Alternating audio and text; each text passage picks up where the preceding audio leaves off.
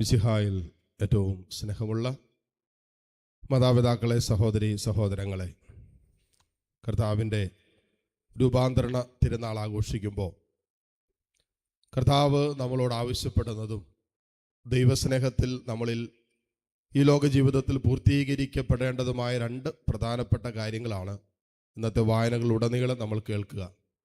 ഒന്ന്, അപ്പസ്തോലന്മാർ ജീവിച്ചിരുന്നപ്പോൾ കർത്താവിൻ്റെ മഹത്വം കണ്ടു.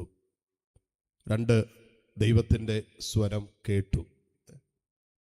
കർത്താവിൻ്റെ മഹത്വം കാണുകയും അവൻ്റെ സ്വരം കേൾക്കുകയും അനുദിന ജീവിതത്തിൻ്റെ അനുഭവങ്ങളിലൂടെ കടന്നു പോകുമ്പോൾ നമുക്ക് സാധ്യമായാൽ നമ്മുടെ ആത്മീയ ജീവിതത്തിൽ, വിശ്വാസ ജീവിതത്തിൽ അതിൻ്റെ ലക്ഷ്യത്തിലെത്താൻ എളുപ്പമാണ്. നമ്മൾ വചനത്തിലൂടെ കടന്നു പോകുമ്പോൾ ഒരു ദൈവിക ദർശനം ജീവിതത്തെ അടിമുടി മാറ്റിമറിക്കും. അതിനകത്തൊരു സംശയമില്ല. അപ്പസ്തോലന്മാർക്ക് ഈ ദർശനം, രൂപാന്തരണം ഉണ്ടാകുന്നത് അതിന് തൊട്ടു മുമ്പുള്ള വചനഭാഗങ്ങൾ വായിക്കുമ്പോൾ, മത്തായിയുടെ സുവിശേഷം 17-ാം അധ്യായമാണ്. 16-ാം അധ്യായത്തിൻ്റെ അവസാന ഭാഗങ്ങൾ വായിക്കുമ്പോൾ യേശു തൻ്റെ കുരിശുമരണത്തെക്കുറിച്ചും പീഡാസഹനത്തെക്കുറിച്ചും തനിക്ക് സംഭവിക്കാൻ പോകുന്ന പിതാവായ ദൈവത്തിൻ്റെ ഹിതത്തിൻ്റെ പൂർത്തീകരണമായുള്ള കുരിശുമരണത്തെക്കുറിച്ചൊക്കെ പറയുമ്പോൾ സ്വാഭാവികമായും ഇവർ അസ്വസ്ഥരായി, ഇവർ ഭാരപ്പെടാൻ തുടങ്ങി. ആ ഭാരത്തിൻ്റെയും അസ്വസ്ഥതയുടെയും തങ്ങളുടെ ഗുരുവും നാഥനുമായ യേശു മരണത്തിലേക്ക് നയിക്കപ്പെടുന്നു എന്നൊക്കെയുള്ള കാര്യങ്ങൾ ഇവിടെ മനസ്സിനെ വല്ലാതെ അസ്വസ്ഥപ്പെടുത്തിയിട്ടുണ്ട്. ആ അസ്വസ്ഥതയുടെയും ആകുലതകളുടെയും ഭാരത്തിൻ്റെയും ഭയത്തിൻ്റെയും ഒക്കെ നടുവിലൂടെ ഇവർ കടക്കുകയും ചിന്തിക്കുകയും ആലോചിക്കുകയും ചെയ്യുന്ന സമയത്താണ് അടുത്ത ഭാഗം നമ്മൾ കാണുന്നത്. യേശു തൻ്റെ മഹത്വം വെളിപ്പെടുത്തി കൊടുക്കുകയാണ്. സ്വർഗീയ മഹത്വം ഈ അപ്പസ്തോലന്മാർക്ക് വെളിപ്പെടുത്തി കൊടുക്കുന്നതിലൂടെ കഴിഞ്ഞ ദിവസം അവരുടെ മനസ്സിനെ ഭരിച്ചിരുന്ന, കഴിഞ്ഞ നിമിഷങ്ങളിൽ അവരുടെ ഹൃദയത്തെ ഭരിച്ചിരുന്ന അന്ധകാരം, അസ്വസ്ഥത, ഭയപ്പാടുകളെല്ലാം മാറുകയാണ്. ഒരു പത്രോസ് പറയുന്ന കാര്യമുണ്ട്, ഇവിടെ ആയിരിക്കും നല്ലതാണ്. കാരണം ദൈവത്തിൻ്റെ മഹത്വം ദർശിക്കപ്പെട്ട് നിൽക്കുക. ഗുണമല്ല, കർത്താവിൻ്റെ മഹത്വം ഇറങ്ങി വരുന്ന ഇടങ്ങളിലായിരിക്കുന്നത് ഒരു ആത്മീയ മനുഷ്യൻ ഏറ്റവും കൂടുതൽ ആനന്ദം അനുഭവിക്കുന്ന സമയമാണ്. അതുകൊണ്ടാണ് ചിലർക്കൊക്കെ മണിക്കൂറുകൾ ദിവ്യകാരുണ്യത്തിന് മുമ്പിൽ ഇരിക്കുമ്പോൾ വല്ലാത്ത ആനന്ദമാണ്. ചിലർക്കൊക്കെ ദൈവത്തിൻ്റെ വചനം വായിക്കുമ്പോൾ അത് വലിയ ആനന്ദം നൽകുന്നതാണ്. സങ്കീർത്തകൻ പറയുന്നത് പോലെയും വളരെ കൃത്യമാണ്, കർത്താവിൻ്റെ വചനം എനിക്ക് ആനന്ദം നൽകുന്നു. എന്നാൽ മറ്റു ചിലർക്ക് നമുക്ക് കാണാൻ പറ്റും, അത് ബൈബിൾ എടുക്കുമ്പോഴേ ഉറക്കം തുടങ്ങും, പ്രാർത്ഥിക്കാനിരിക്കുമ്പോഴേ പിന്നെ മനസ്സിൻ്റെ ഏകാഗ്രത ഒക്കെ നഷ്ടപ്പെടും.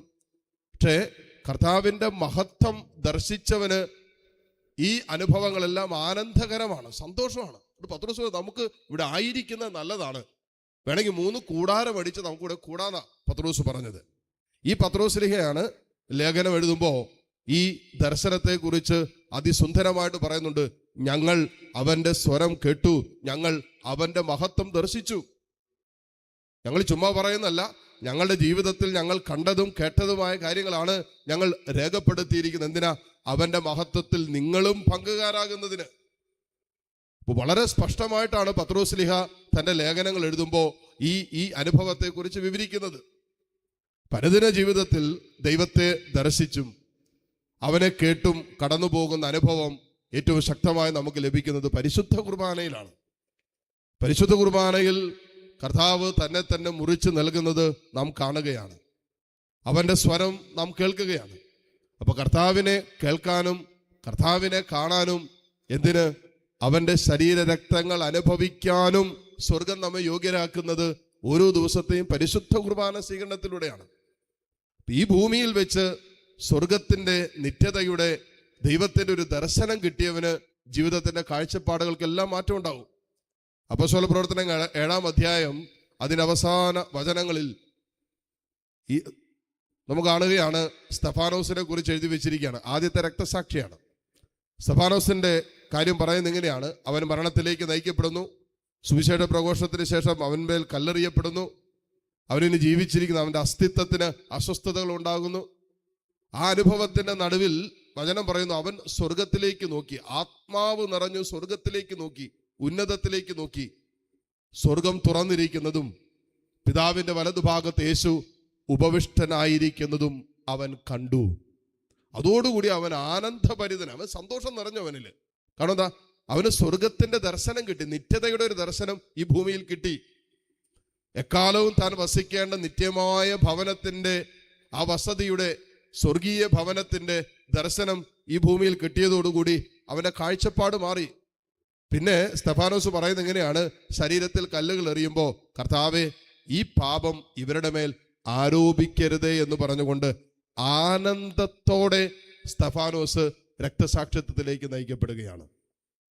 നമുക്കറിയാം, നമുക്ക് ചെറിയൊരു പോറലുണ്ടായാൽ, മറ്റുള്ളവരിൽ നിന്ന് എന്തെങ്കിലുമൊക്കെ ബുദ്ധിമുട്ടുണ്ടായാൽ, പിന്നെ പരാതിയായി, പരിഭവമായി, എങ്ങനെ പ്രതികാരം ചെയ്യണമെന്നൊക്കെയുള്ള ചിന്തയാണ് നമ്മുടെ മനസ്സിനെ ഭരിക്കുക, മാനുഷികമായ ചിന്തകളെ ഭരിക്കുക. പക്ഷെ ഇവിടെ ഒരു സ്വർഗീയ ദർശനം കിട്ടിയപ്പോൾ ജീവിതത്തിന്റെ കാഴ്ചപ്പാട് മാറി.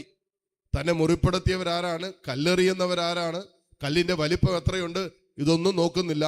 ഉന്നതത്തിന്റെ ദർശനം, താനെക്കാലവും വസിക്കേണ്ട സ്വർഗീയ ഭവനത്തിന്റെ ദർശനം സ്തെഫാനോസിനെ മരണത്തിന് മുമ്പ് ഇങ്ങനെ പറയാൻ പ്രേരിപ്പിച്ചു: പിതാവേ, ഈ പാപം ഇവരുടെ മേൽ ആരോപിക്കരുതേ, ഇവരോട് ക്ഷമിക്കണമേ. ക്ഷമിക്കാൻ പറ്റുന്ന മനസ്സിന്റെ ഉടമകളായി തീരണമെങ്കിൽ പോലും ഈ ഭൂമിയിൽ ഈ ദർശനം നമുക്ക് വേണം. ഓരോ പരിശുദ്ധ കുർബാനയിൽ സ്വർഗം തരുന്ന സ്വർഗത്തിന്റെ ദർശനമാണ്, സ്വർഗത്തെ കേൾക്കാനുള്ള സാധ്യതയാണ്.